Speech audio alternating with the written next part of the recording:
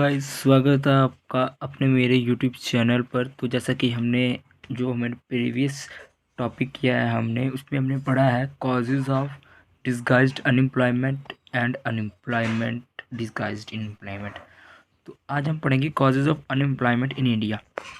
तो guys, video को शुरू करने से पहले सबसे पहले मैं एक बात बता दूं कि आप सभी को एक काम करना है कि जो भी है स्क्रीनशॉट ले लें। इसका स्क्रीनशॉट लेना एक बहुत ही ज़रूरी है। आप अपने नोट्स भी तैयार करते रहिए। देखिए, मैं आपके सामने ऐसे 1 मिनट के लिए पॉज कर रहा हूँ, थोड़ा आप ले सकते हैं।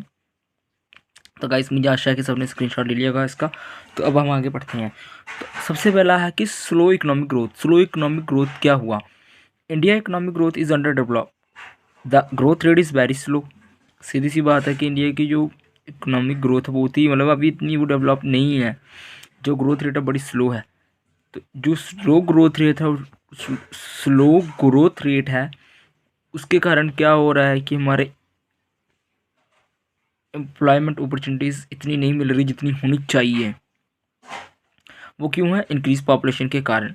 ठीक है, साइज़ जो है लेबर फोर्स का बहुत ही ज़्यादा है जितनी हमारे पास एम्प्लॉयमेंट है। ठीक है, तो ये है पहला हमारा स्लो इकोनॉमिक ग्रोथ। तो गाइज, नेक्स्ट है हमारा इंक्रीजिंग पॉपुलेशन। वही सिंपल सी बात है कि the increase population is the biggest problem in India. It is one of the main factor of unemployment. ये बहुत ही ज़्यादा बड़ी प्रॉब्लम है जो इंक्रीजिंग पॉपुलेशन होती जा रही है। जितनी ज़्यादा पॉपुलेशन बढ़ रही है उससे सबको नौकरी नहीं मिल रही है। It is one of the important factor of unemployment. ये बहुत ही बड़ा फैक्टर है अनएम्प्लॉयमेंट का। जो 2010 के जो प्लान में हमने अनएम्प्लॉयमेंट का सर्वे हुआ उसमें 11% जो अनएम्प्लॉयमेंट रेट था। तो अगला है एग्रीकल्चर सेक्टर। एग्रीकल्चर सेक्टर की सिंपल सी बात है कि अब देखिए, राइस का वीट का कुछ सीज़न होता है। उस सीज़न में वर्कर्स एम्प्लॉयड होते हैं। अगर वो सीज़न ओवर हो जाए तो वर्कर्स अनएम्प्लॉयमेंट हो जाएंगे जो एग्रीकल्चर वर्कर होंगे। जैसे कि पढ़ सकते हैं, the Indian agriculture sector is undeveloped. Agriculture provides employment for few months. वही जो मैंने आपको बताया। Agriculture is seasonal. वही जो मैंने आपको बताया कि एग्रीकल्चर बहुत सीजनल है, कोई परमानेंट नहीं है। When the seasonal is over the labour remain unemployment. Simple सी बात है।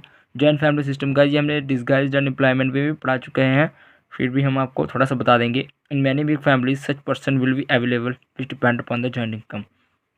वही कुछ पर्सन ऐसे होते हैं कि जो अपने जॉइंट मेंबर की इनकम पर डिपेंड होते हैं। जैसे कि आप लगा सकते हैं कोई बच्चा 20 साल का हो गया, वो अपने पापा की इनकम पर डिपेंड है, तो उसे में हम जॉइंट फैमिली सिस्टम में कर सकते हैं। या फिर आप कोई लगा लीजिए कुछ किसी का ब्रदर है, जैसे कि आपके चाचा हो गए या आपके पापा के भाई हो गए, वो भी आपकी जॉइंट फैमिली में है, तो काम नहीं कर रहे हैं, आपके पापा की इनकम पर डिपेंड है, तो वो भी आएंगे जॉइंट फैमिली सिस्टम में।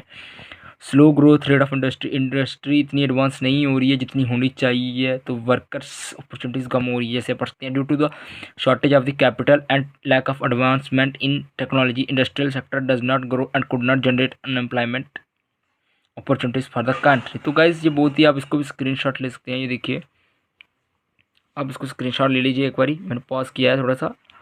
तो इसके बाद हम पढ़ेंगे अगला टॉपिक जो है वो आपने देख ही लिया होगा वीडियो के साइड में, मैंने पहले से ही नोट तैयार कर रखे हैं। फिलिप्स कर्व पढ़ेंगे, वो हम पढ़ेंगे कल, पर अभी मैं आपको नहीं पढ़ाऊँगा।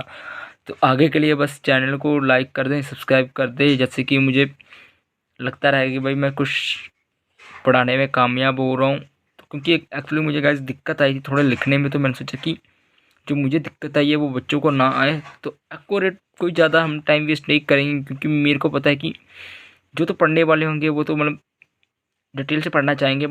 ये सिंपल सी बात मैं कह सकता हूँ कि आपको राइटिंग वर्क के लिए बहुत हेल्प करेगा। इसलिए मैं ये वीडियो बना रहा हूँ कि आपको राइटिंग वर्क भी चाहिए होता है। पढ़ तो सभी लेते हैं, समझना आसान है, बट लिखना बहुत मुश्किल होता है। तो गाइस, इसके लिए मैंने ये बनाया है। ये बहुत ही इंपॉर्टेंट टॉपिक है।